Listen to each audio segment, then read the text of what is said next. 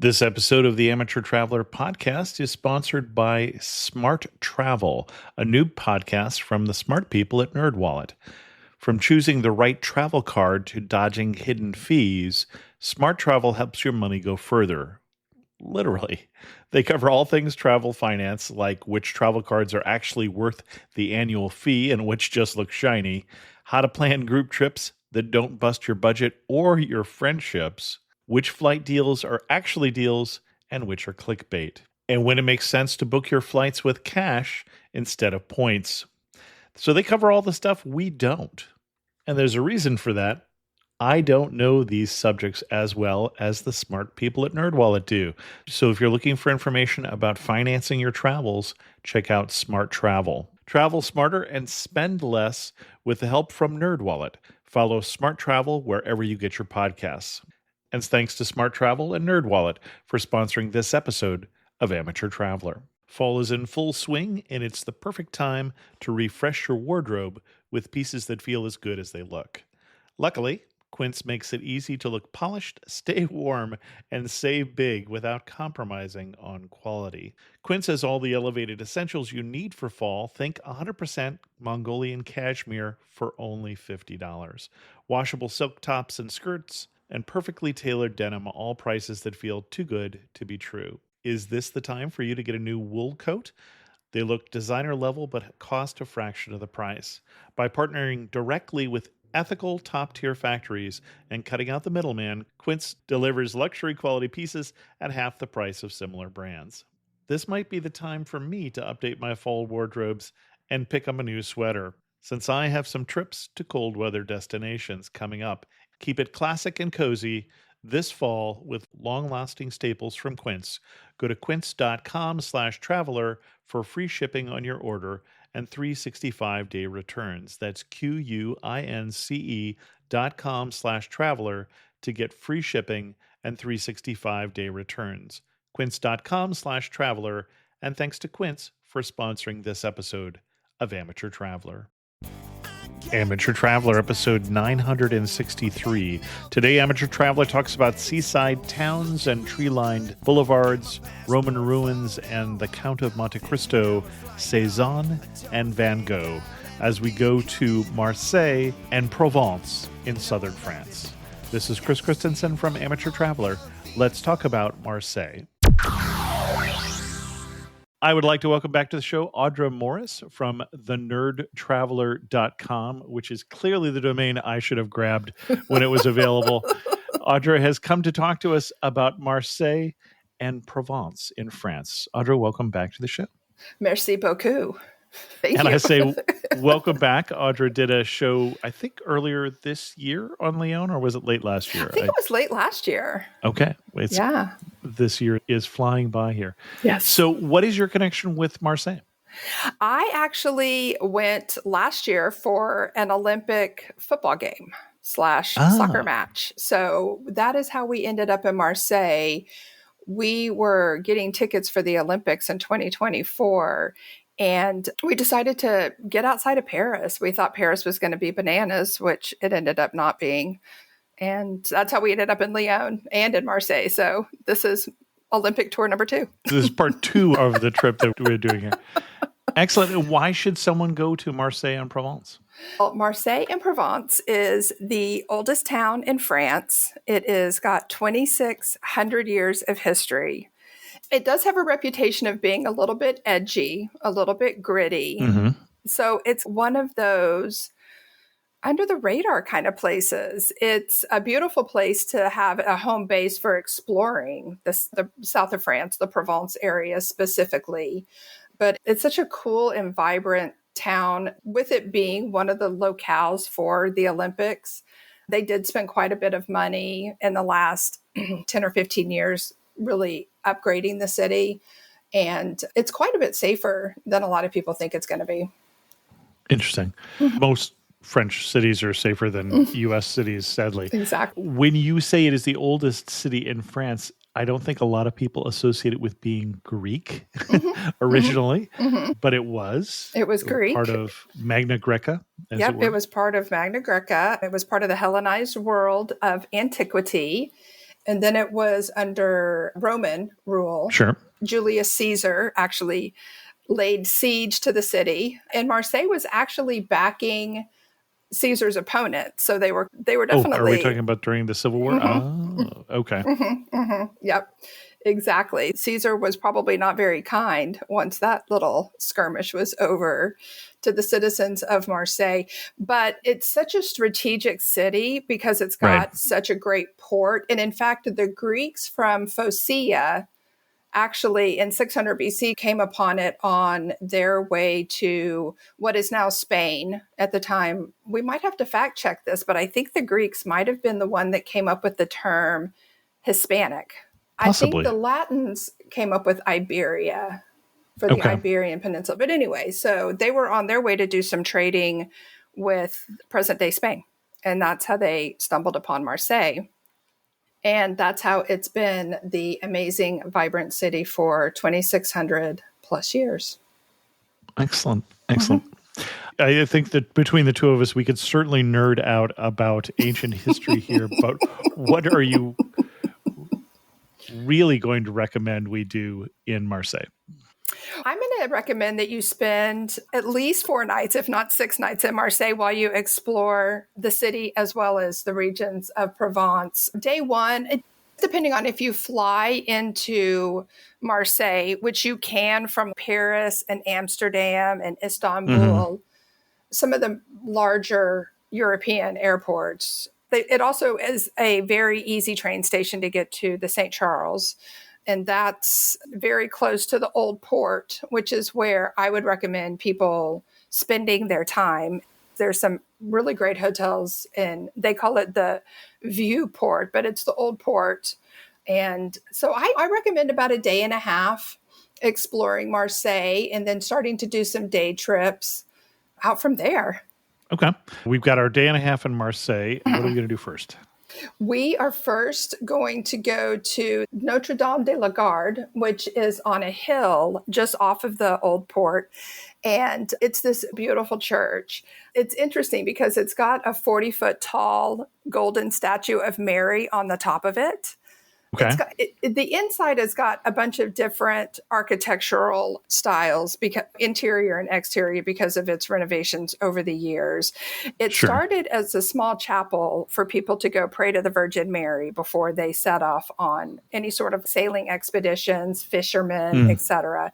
So even in the church itself, it's got motifs from maritime trade and fishermen, like anchors.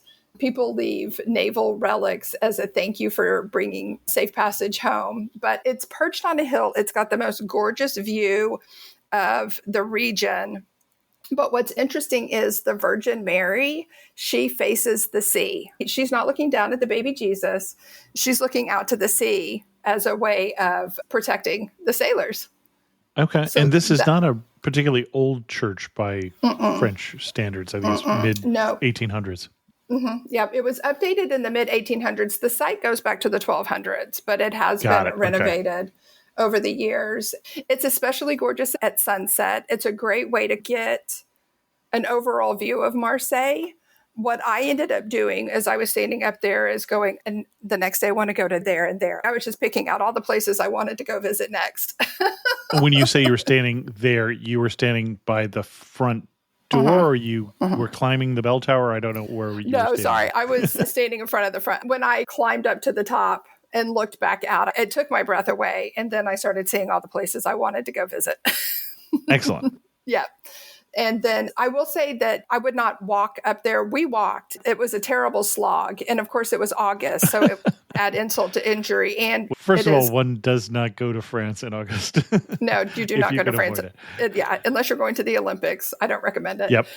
But they do have a train that goes up there. There's actually one that you can get from the old port called the Petite train. And it is specific to go up there. But they do have a metro stop up there as well. So you can definitely... take the train up there. So that would probably be my first stop in Marseille, because it helps get you familiar with the city. And when you say the Petite train, you're talking about one of those tourist trains. It's really a tram. Yeah. Okay, got it. I thought maybe we're doing a funicular, but no. No, not a funicular. But It's a beautiful view. You get a really good sense of the size of the port. For me, at least, it was hard to get a sense of how big the port was until I went up high. You can And you're kind of talking about the new port, the actual working port of the city, not just the old port. Yeah. Okay. Exactly.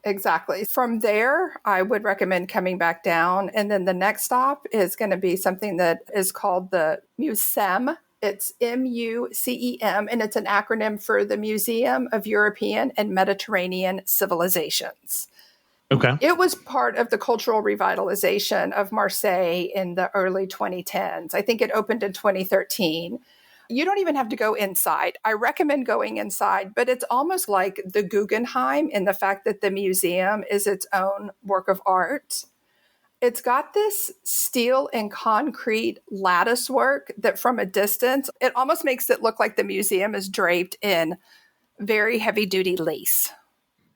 Okay. It's I see what you're saying. beautiful. It's beautiful. And then the walls are all glass. So not only do you see the reflection of Marseille from the outside, but you can still see Marseille from the inside if you go inside the museum. And so it really is a beautiful homage to the city, whether you go inside. Okay. And it's free to walk around outside. They've got some beautiful gardens. And the museum actually connects to one of the old forts, the Fort Saint Jean. It was one of the two forts built in the mid 1600s. And originally they were built to protect Marseille from anybody trying to attack them.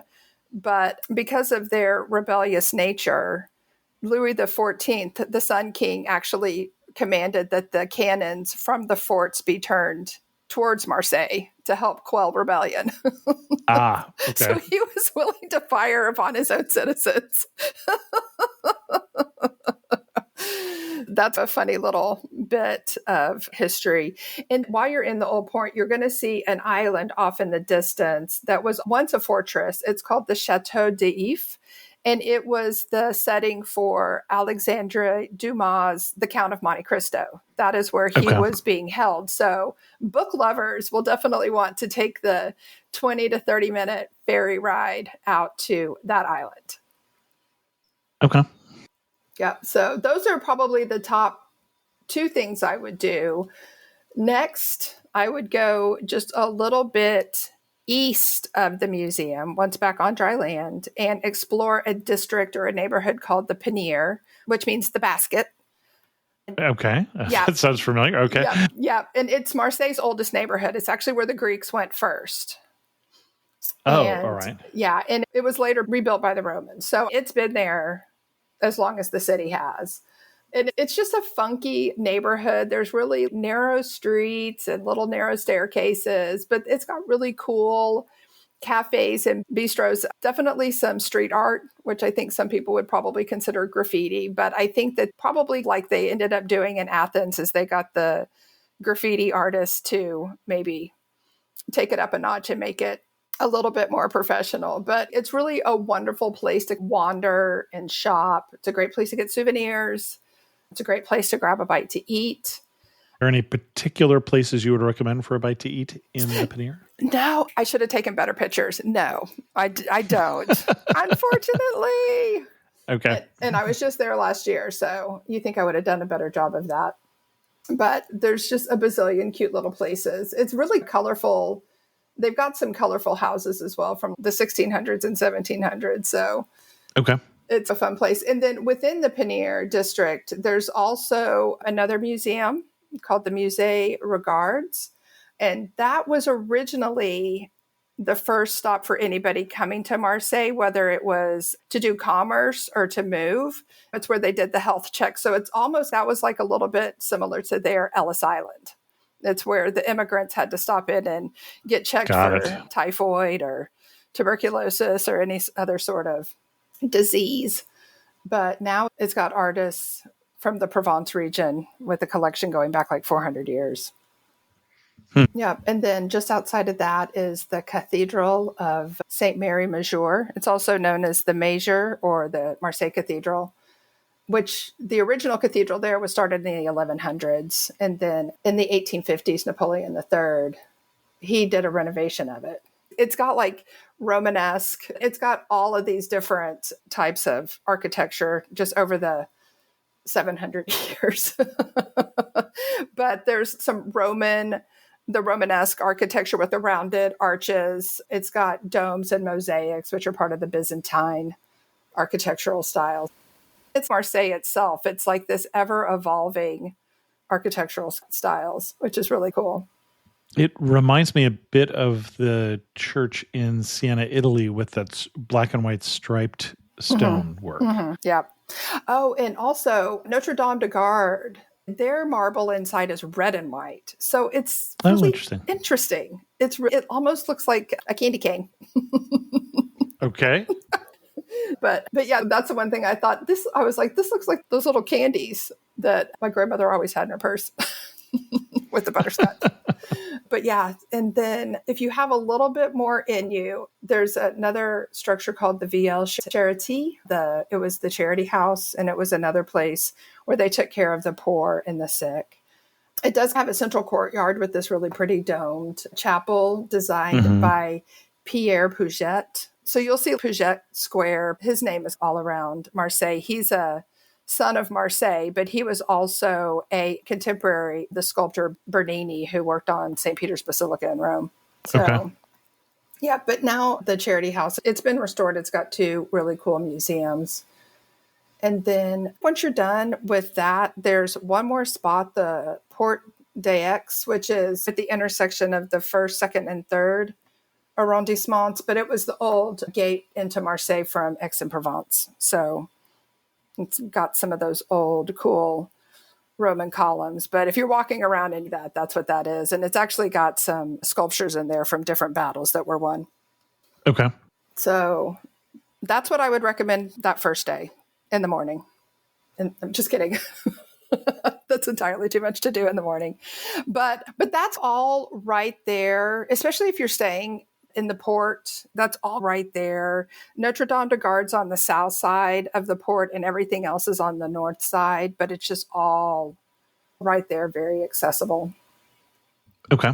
Yep. And then the next stop would be the Palais Longchamp, which is a beautiful urban park. It's got a very dramatic fountain inside. It was built to celebrate the first time that the fresh water was brought into Marseille from some canals. So it's got a dramatic fountain celebrating that, then 2 museums. But there's a great park just behind it, which is a great place to just sit on a bench and be French. Try to be French. But then not too far from there is a neighborhood that really celebrates the international flavor and flair of Marseille called the Marché des Capucines. It's a neighborhood, the Noailles neighborhood. They call that the belly of Marseille. It's got this really cool open air market where you'll see Lebanese baked goods and North African spices and just different teas. It's a really cool place to go and be reminded of all of the commerce that has flowed through Marseille over the centuries. And in recent history, a lot of people ended up coming to Marseille after World War II. That's got a large Armenian population. Oh. Yep. But yeah, from the Middle East, Lebanese, Armenians, North Africans, Algerians, and Tunisians. Yeah. And then the neighborhood called Cours Julian, which is just south of it, is a great place for dinner. Imagine a way to travel that feels personal, comfortable, and connected, without price tags and the sterile feeling of hotels or short-term rentals. That's exactly what Kindred provides. Kindred is a members-only home swapping network. It isn't a hotel. It isn't short-term rental. It's a smarter way to travel where each stay feels like home. With Kindred, your home is your ticket. You earn credits by hosting fellow members and then use those credits to stay in over 220,000 homes in more than 100 cities worldwide. Each stay comes with white glove service, 24/7 trip support, and $100,000 in host protection, so you can focus on the memories, not the logistics. I haven't had a chance to try Kindred yet, but I have my 5 credits that I'm hoping to be able to use in October. Let me know where you use yours. Apply now at livekindred.com and use code TRAVELER to join for free. Plus, you'll earn 5 nights of travel credit just for signing up. That's livekindred.com, code TRAVELER. livekindred.com, code TRAVELER. And thanks to Kindred for sponsoring this episode of Amateur Traveler. Buying a car in Carvana was so easy. I was able to finance it through them. Whoa, wait, you mean finance? Yeah, finance. Got pre-qualified for a Carvana auto loan, entered my terms, and shot from thousands of great car options, all within my budget. That's cool, but financing through Carvana was so easy. Financed. Done. And I get to pick up my car from their Carvana vending machine tomorrow. Financed. Right, that's what I said. You can spend time trying to pronounce financing, or you can actually finance and buy your car today on Carvana. Financing subject to credit approval. Additional terms and conditions may apply. I know that's a lot for day one. Yeah, that may be 2 days. That's why I say make Marseille your home base, because there's just so many things to come back and see. But so I guess, 2 days. I would do that in 2 days. It's a lot. It can be faster if you don't really want to go into all the museums. If you're a museum lover, you're definitely going to want to spend some extra time going into the museums, because I think I listed off 5 or 6. Okay. I don't think I remember hearing about 6 museums. But yeah, there's the Museum of European and Mediterranean Civilization. That's one. The Musée Regards, which was the one that did the health checks.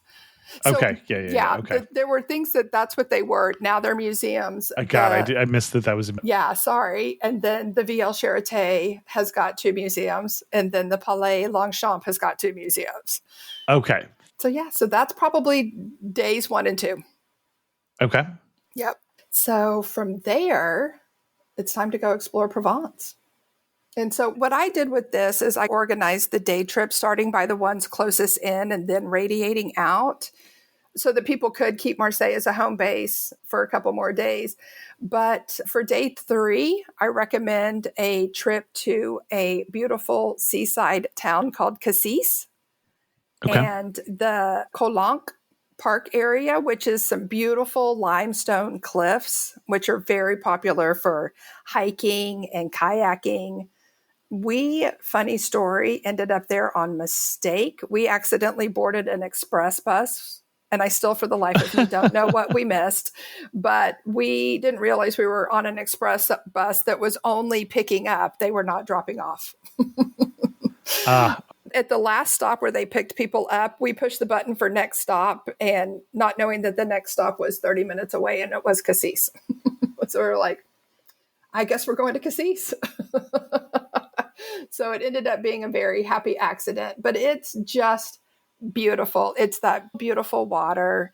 You can take boat tours. If you don't want to hike or kayak, you can absolutely get on a chartered boat and do a boat tour. You can sit at one of the waterfront bistros and enjoy some seafood. It'd be the perfect place to try a bouillabaisse if you have not already. Which is the fish stew. Super stew. The super stew. It's really just a vehicle for delicious French bread for me. But the town's got some really cool art galleries and boutiques.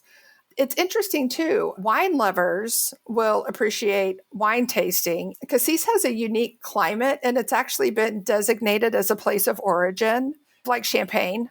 Sure. It's got limestone in its soil, and it's got the salty breeze off the Mediterranean. So it's a very unique flavor. But yeah, the white wine of Cassis is an undiscovered treasure of the area. And it's almost all white wine, which I think is a little bit unusual for France.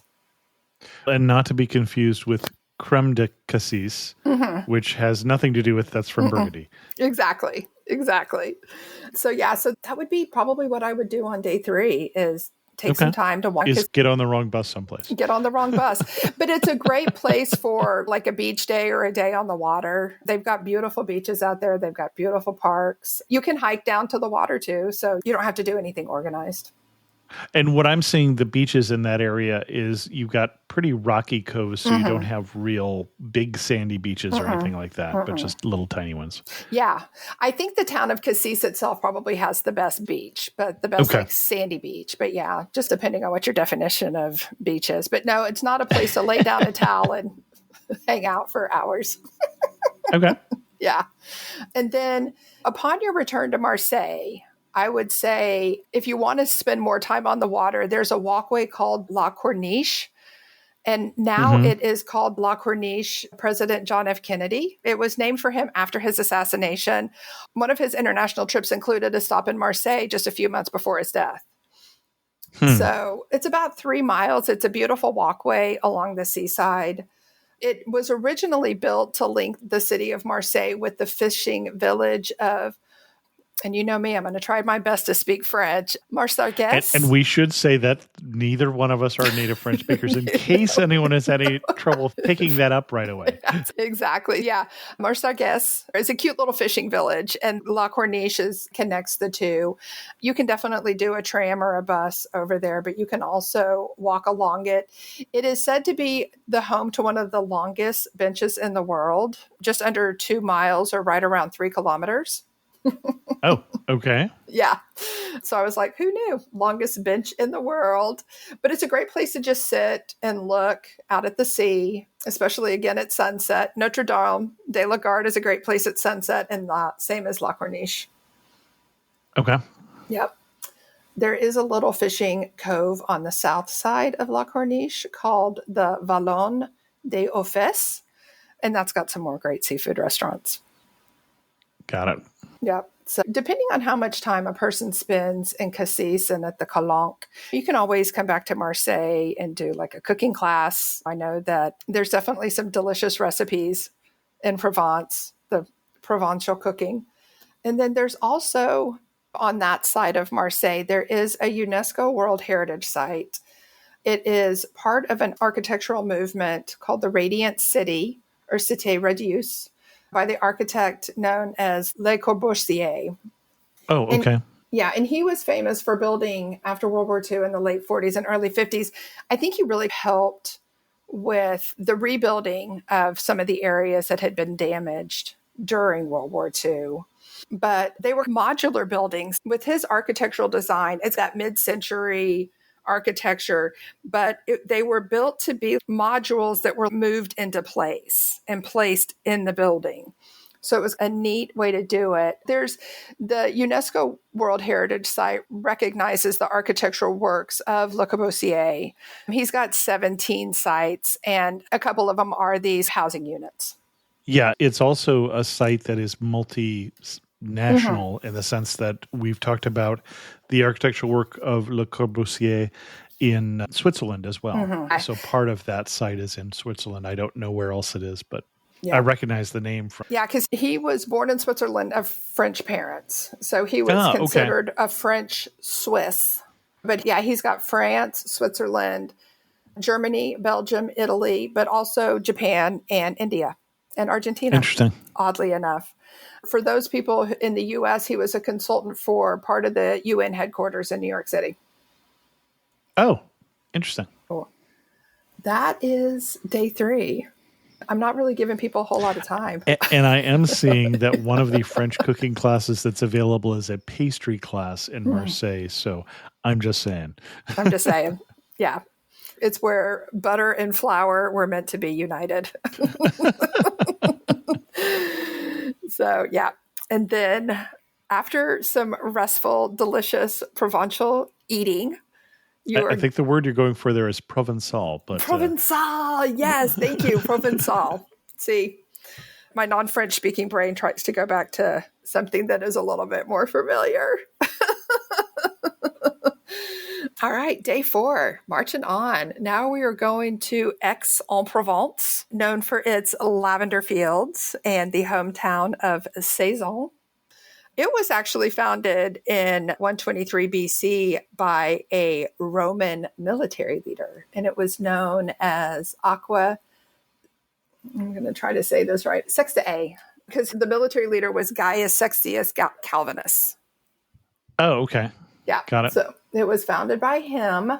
It's only like a 35-minute train ride away. So Cassis and the Calanque is a 30 to 45-minute bus or train ride. I'm going to backtrack just a bit. For Cassis and Calanque, if you want to hike or kayak on your own, I recommend taking the bus because it stops at some of those public entry points along the way. The train will take you more into Cassis itself for the beach and the organized guided boat trips. Apologies for having to backtrack just a bit. Now we are in Aix-en-Provence, about a 35-minute train ride away from Marseille. Obviously, you've got the beautiful, wide, tree-lined avenues, the Cours Mirabeau. And this is where you said you were, right? Yeah, I have spent on a episode, we talked about a cruise in the Western Med. We cruised into Marseille, and I went on to Aix-en-Provence. And I would have to say that the lighting that we see in a lot of the artists from Cézanne and such in Provence, I get it. Right. Having been in Aix, it's one of those places that I really did just think it was a very beautiful destination. Yeah. And it's actually what I love about this region. It's one of the things that I love about Marseille is I feel like that you can see the layers of history. So even like in the cathedral, that it was built over 700 years. And again, it's got different architectural elements over the centuries of it being built. It's got the Gothic pointed arches and the cloisters and the stained glass, but it's also got that green and gold organs more from the Baroque period. And then it's got some early Roman architectural elements as well. So it's just this beautiful onion that you can just keep peeling and peeling. But actually, I don't know if they mentioned this or if you saw this when you were there, but the Aix Cathedral was built on the temple for the Roman god Apollo. Okay, that was not uncommon at the time. Yep, not uncommon at the time. And I didn't realize this until I was doing all of my little nerdy research, but the church was dedicated to Saint Maximum, and he was said to have been put on a boat by the early anti-Christian church. He was put on a boat without a rudder or sails with Lazarus, Martha, and Mary of Bethany. And they miraculously survived the boat trip and drifted to Provence. Color me skeptical, but okay. You always got to be a little, but yeah, it's officially known as the Saint Savior Cathedral. And that's why. Okay. It's because they said that they were protected by the Holy Savior on their precarious naval voyage. But yes. All right. You always have to be a little concerned. Did you get to go to Cézanne's studio, the atelier? No, I did not. Okay. That's something else that I would recommend people do. They kept it how it looked upon his death in 1906. It still has bottles and brushes out. So that's cool. That it's almost like he's just left the room. He'll be right back. Also, while in Aix-en-Provence, definitely go look for lavender. They've got some great macarons at the local market, Le Grand Marché. If you're there in June or July, obviously the lavender fields are going to be on full display in their full glory. Did you get to see those while you were there? No, because I was there in August. Remember how I said don't go to France in August? Don't go to France in August. Yes, exactly. And then, yeah, if you have some extra time and you want to spend some extra time in Aix-en-Provence, cooking classes, they've also got vineyards out there, so wine tastings as well. So it can definitely be a little foodie adventure. If you're not into the museums and architecture, there's definitely room for foodie and wine lover adventures in Marseille and Aix-en-Provence and Cassis. Okay.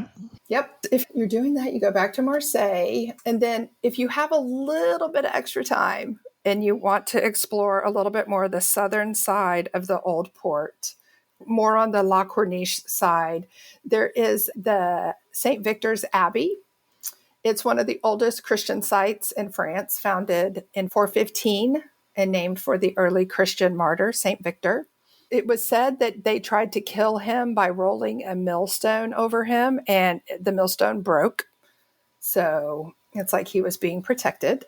But he was, of course, later killed, beheaded. I was going to say, but he was martyred. But he was martyred, and they actually buried his body in a cave that became the Abbey. Okay. So it's near the present location of the Abbey.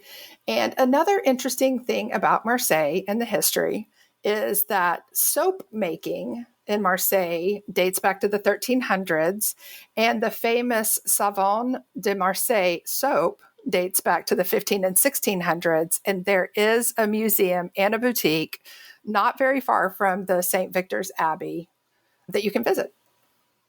Okay. Yeah. So that is another. The Marseille Soap Museum. The All Marseille right. soap. I know. Who knew?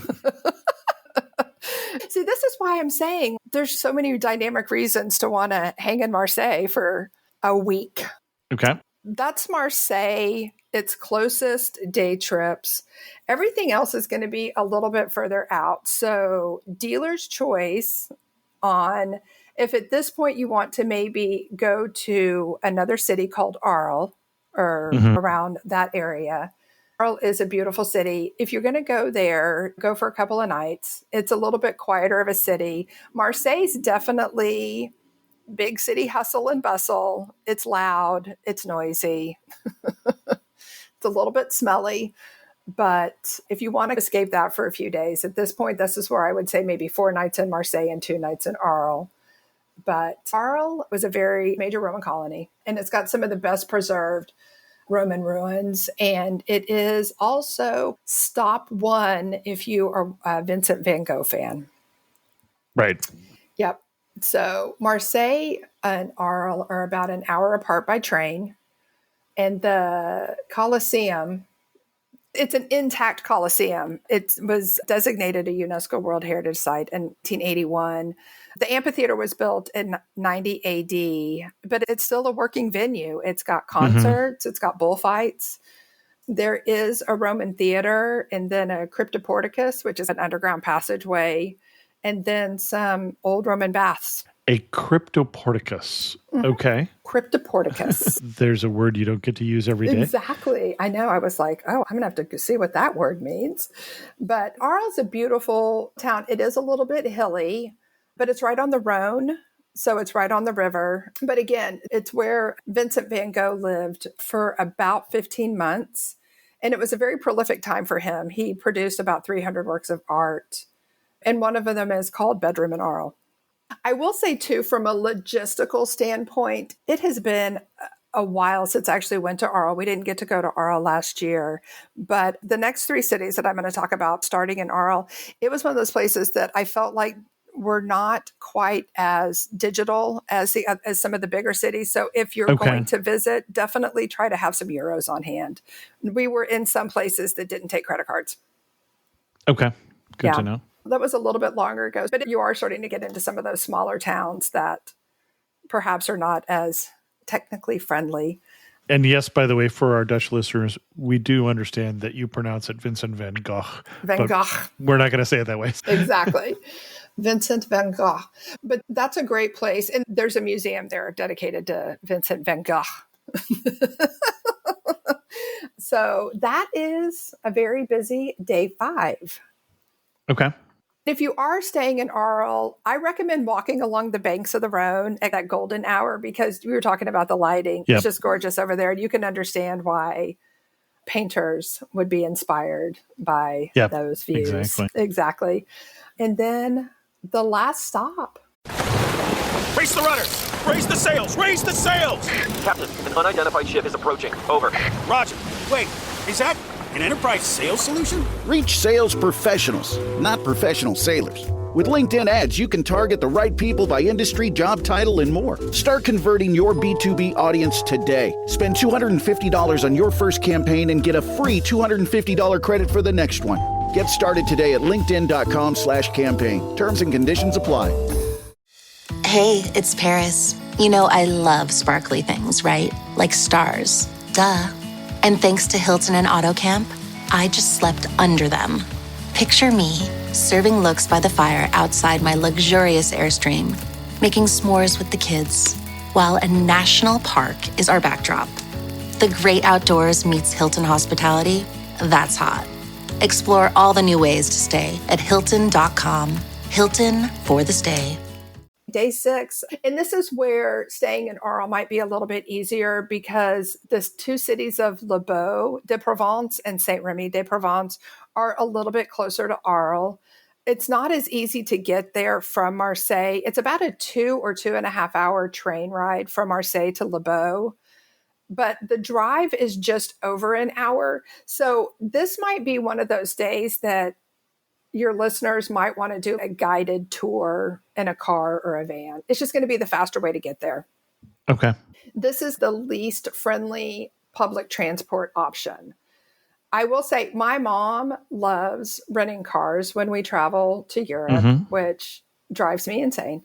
A, because we always get lost, but also at the time that we were there, hopefully this has changed. A lot of the cars at the car rental place were standard.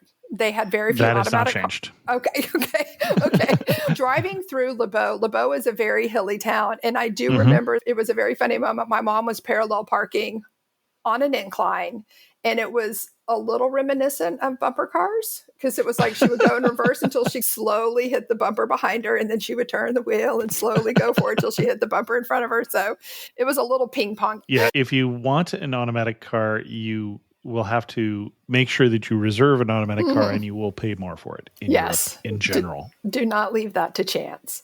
No, but if you are a traveler who really loves doing the public transportation, this would be one of the days where it's not going to be as convenient, and a guided tour might be the most efficient option, I guess I would say. But Le Beau is located in the Alpilles mountain, and I think I just actually made that Spanish, so apologies. But it's a medieval town. You really do feel like a time traveler when you go to Le Beau.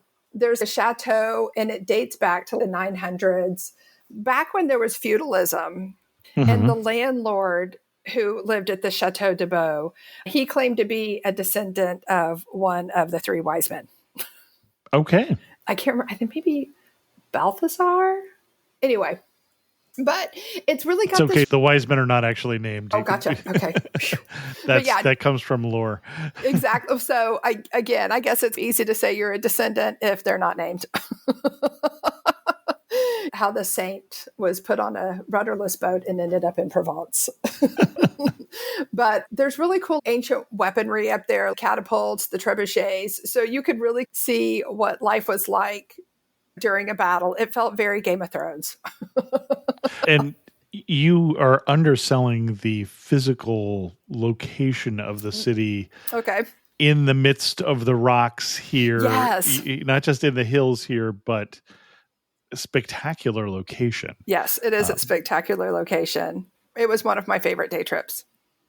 And again, because it is hilly, it is definitely one of those cities that is challenging to get to the top of. But once you get up there, those views are just insane, beautiful, wonderful.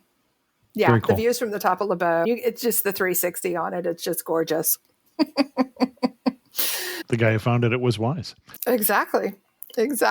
There is also in Le Beau an immersive art experience, the Carrière du Lemuet. My French teacher said you only pronounce the consonants at the end of words if they are one of the consonants in the word careful, CRFNL. So Carrière de Lumière. Nice. Thank you. See, and I took Spanish, so that's why it's hard for me to speak French, because I want to make the double L silence and I want to roll my R's. Sure, yes. So I'm like, dang it. That's okay. I'll go into foreign language mode at any moment where I'll try and say something and it'll come out in Chinese. So nice. In Mandarin. Nice. So. That's too funny. Say she. No, it's been too long since I've been to China. I don't even think I said that. But anyway, Carrière de Lumière is in a former rock quarry, and it's a light installation, interactive art exhibit. Okay. It feels like you're walking around in the painting. Okay. And it looks like a Van Gogh painting is what I'm seeing. Yeah, they've got a lot of Van Gogh, but I also saw that they do Dali and some Cezanne. So they definitely pay tribute to the artists. Yep. So Le Beau, and then I'm seeing artwork from The Little Prince in there as well. Oh, that's so cool. Yeah, it's definitely worth a stop. It's one of those things where you go from a medieval fortress to standing inside a painting. Okay. Kind of an interesting part of the day. But not too far from Le Beau is Saint Remy de Provence. And that's also the next stop on the Vincent van Gogh tour. It's actually where he was hospitalized at the St. Paul de Marseille. And it's about a 15 or 20 minute bus or car ride. There is not a train to St. Remy. But it's not too far away by bus. But Van Gogh was there for just over a year. This is where he painted Starry Night. And there's features of the town in the painting Starry Night. They've got a reproduction of the room where Van Gogh stays, but then the grounds around the outside trail, they've got this really cool walking trail of his paintings where you can walk along this trail and you can see the view he was painting. And then they have a placard that you can look down on and actually see what the painting was. Oh, wow. Like the corresponding artwork. So it was really a cool place to go see, especially a lot of his landscapes. I think that's where he also did the irises.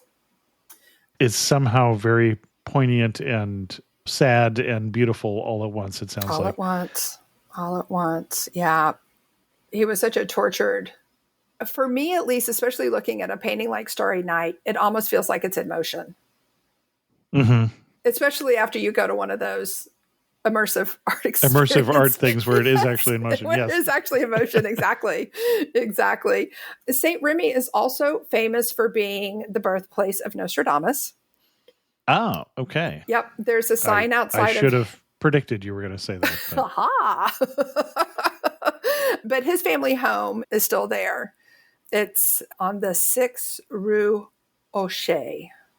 Hoche. But yeah, it's not very far from the middle of town. St. Remy and Le Beau are both very cute, tiny villages. So it's very easy to find. It's one of those towns where it's got the signs with the arrows, and it would probably have an arrow going to his house. Probably. And not very far from his house are actually 2 museums, the Alpile Museum, and that's where you can learn a little bit more about the history and the culture of the area. But there's also a Hotel de Sade, which was the family home of the Marquis de Sade. Oh. Yep. Okay. So, yeah. Talk about a tortured soul. But it's home of the Museum of Ancient Archaeology because St. Remy has a Roman archaeological site just south of town called Glanum. Okay. And it goes back to 500 BC. That settlement was there for about 700 years. You officially can walk to Glanum from St. Remy, which I made my mom do. She likes to still remind me of this. We were walking along the shoulder of what was a highway. So I wouldn't recommend that. Okay. It's about 1.5 miles on the side of the road. Yeah. So again, this is where the guided tour comes in a little bit handier for this day in particular, because it's a little bit harder to travel these places on your own. Some of my funniest travel memories have been when you rent a car. And I don't know, one time I accidentally ended up on a tollway and I was like, crap. Don't know what we're going to do when we get to the toll booth. So it's just funny little things. For me, at least, one of the bazillion things I love about traveling to France is that with the public transportation, I can be looking around, taking in the scenery instead of having to look at a map. So that's why I really love letting somebody else do the driving. Plus, they know how to. This part of Provence is very well known for its olive groves and its olive oil. If you want a souvenir from this day, it might be little bottles of olive oil. Got it. Yep. And that is 6 days in Marseille and the surrounding areas of Provence. All right. All right. The only other thing I can think of with Provence that we skipped over is there's a very famous song in France, happens to be the national anthem, that is La Marseillaise, which is basically the marching song of the peasants from Marseille as they are coming up to join the revolution, as France is being invaded after the revolution. That seems like we ought to at least give a nod to that. And then we should say, I guess we didn't mention when you said Marquis de Sade, probably a lot of people know who he is, but basically the epitome of the word sadist is Marquis de Sade. That's really all I need to say about him. Exactly. Was he imprisoned in the Bastille? No, not during the revolution. During the revolution, there was only one person, or at least there were very few people who were imprisoned. It was no longer a place for the political prisoners. Gotcha. At the time of the storming of the Bastille. Okay. He was in prison somewhere. That is probably true, and he probably deserved it. Exactly, because he was sadistic. Excellent. Anything else we want to say about this region before we get to some of our wrap-up questions? The thing that I would say about Marseille is that the reputation of it being not safe for port tourists. city. Yeah, it's a port city. Exactly. It's similar to Athens, but I never felt unsafe there. I always felt very safe. In fact, when taking the public transportation, we did a very heavy rotation of metros, trams, and buses. On the bus, there were a couple times when the transportation authorities boarded and made sure that everybody had a valid ticket. Not only had a ticket, but that it had been properly validated on the bus. Mm-hmm. I suspected that the bus driver maybe radioed to them, like he would see people getting on without a ticket or without validating it. Yeah, the law enforcement presence, it was just enough to feel safe. But yeah, I wouldn't go to Marseille and not try to validate my bus ticket. That's all I'll say. Good to know. Let's use that as a rule for everywhere. Exactly. Exactly. Cool. Our wrap-up questions. You're standing in the prettiest spot in Marseille, or you could get the countryside that you named there. Where are you standing? What are you looking at?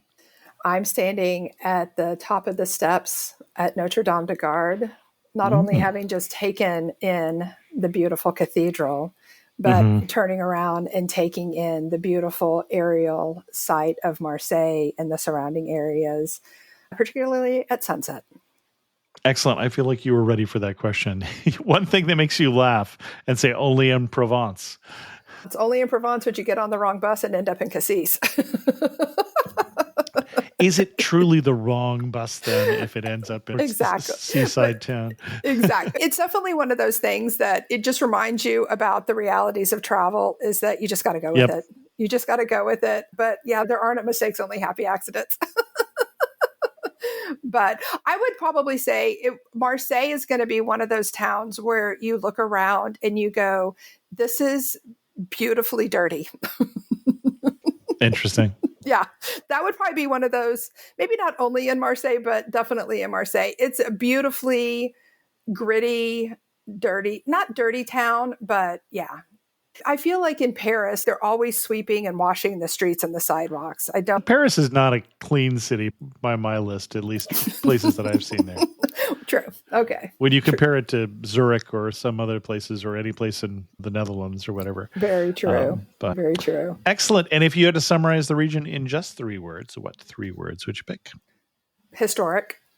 Yep. Definitely very historic. I would say probably complex. It's got such a layered history. And again, it's got this surge of patriotism, but also they were rebellious enough to have Louis XIV to turn the cannons in on them. And then really, it's a very vibrant city. It's a city that it radiates energy. It's very vibrant. There's a lot of layers to Marseille. And it is the second largest city in France. So now you've been on doing the second and the third largest city, Marseille and Lyon, both. Exactly. So yes, I am your go-to source for your second and third trips to France. But yeah, I wouldn't sleep on Marseille. I think it's definitely one of those underrated gems. And it's a perfect place to make a home base for exploring the greater region of Provence. It's just a neat town. Excellent. Our guest again has been Audra Morris from thenerdtraveler.com. And Audra, if we wanted to send people to your best post on Marseille, where are we sending them? Or to Provence? To Provence. It's the Nerd Traveler, and then it's Marseille, France itinerary. Okay. Yep. Excellent. I will put a link to that in the show notes so that people won't have to search for it. Awesome. Thanks so much for coming back on Amateur Traveler and sharing with us your obvious love for Provence. Thanks for having me. I'm so glad to be back. Thanks for having me back. You're welcome. And always welcome. Oh, don't tell me that. I'll pitch another episode. It's so funny, though, because I'm always like, okay, I'm going to talk to Chris about this. Oh, he's already done one on that. So I'm always trying to find the things that you haven't discovered yet that maybe I can tell you a little bit about. 20 years of episodes, so it's a little hard to find those. Yep. Exactly. But yeah, when I saw that you didn't have anything on Marseille, I was like, there it is. There's my next option. This episode is brought to you by Nespresso and Cerama Origins by the Weekend Coffee Collection. Introducing Samra Origins. My collaboration with Nespresso is a connection to my roots, to my mother, Samra. Coffee that hits the right notes. It transports you. Crafted with unique notes and bold, soaring flavors. Experience a taste that moves you. Nespresso and Samra Origins. Discover more at Nespresso.com. Switch to Shiseido Benefiance Wrinkle Smoothing Eye Cream and discover why people are calling it the best eye cream. A powerhouse formula that targets 5 types of eye area wrinkles. 96% of users saw reduced wrinkles and diminished dark circles after just 7 days. Shop Shiseido Benefiance Wrinkle Smoothing Eye Cream at Sephora and discover how change can happen in the blink of an eye. Consumer tested by 110 women. Special thanks to the patrons of the show who help support Amateur Traveler financially. If you're interested in learning more about becoming a patron of the show, go to patreon.com/amateurtraveler. New on the Amateur Traveler blog since the last time we podcast is an article by Barry Kramer on the Durango and Silverton Narrow Gauge Railroad, the most scenic train ride in North America. And then also one on 6 spectacular nighttime events in national parks. So check those out at amateurtraveler.com. And then speaking of Barry, I heard from him recently, and he said, I thoroughly enjoyed listening to the podcast titled Cruising the Peruvian Amazon with G Adventures. I had always believed that a journey like this would be quite challenging, but your comprehensive descriptions of your experiences made it seem very attainable for amateur travelers like myself. I was listening to it this morning while mowing my lawn, and it didn't seem like you faced anything more difficult than some of the challenges I encounter in my backyard here in Florida. I sincerely appreciate your podcast, blog, and website. Appreciatively, Barry. Barry, thanks, and I appreciate your contributing to the Amateur Traveler blog. Then I also heard from Simon, who said, Hi, Chris, I just listened to your fascinating edition about the north end of New Zealand's South Island. I'd like to give a shout out to one thing Jonty didn't mention in the Christchurch area, and that's something not many people will associate with holidays or travel, and that is libraries. First up, the main Christchurch Library is worth a visit just in itself. Completely rebuilt since the 2011 earthquake, this is a fabulous building both inside and out, designed with Danish and New Zealand influences. It is a wonderful space to spend some time with great views from the upper floors and lots of displays and activities to involve the visitor, and often with local cultural exhibitions, so you can also learn about the traditional Maori history too. My wife even spent half an hour contributing to a massive knitting project when we visited 3 years ago. But another library in the area is also worth a visit. Jonty mentioned the beachside suburb of New Brighton, where the library is less impressive architecturally, but the views from the massive plate glass windows are amazing, and they look directly out onto the ocean, surf, and the beach. You also look out on another genius design, which is the, quote, earthquake-proof pier at New Brighton, which stretches so far out into the ocean I felt quite nervous about just how sturdy it would be if the earth did move. Keep up the great work and keep inspiring me to future travel and remind me of fantastic trips I've done in the past. All the best, Simon. Thanks so much, Simon. Speaking of travel, if you're interested in traveling with me to the Stands, to Central Asia in May of 2026, there are still places available on that trip. Go to amateurtraveler.com/trips to learn more, or just drop me an email. And with that, we're going to end this episode of Amateur Traveler. If you have any questions, send an email to chris2x@gmail.com, or better yet, leave a comment on this episode at amateurtraveler.com. And thanks so much for listening. I got to see one more cathedral. I got to sit in one more cafe. I know that I should be heading home, but maybe not today.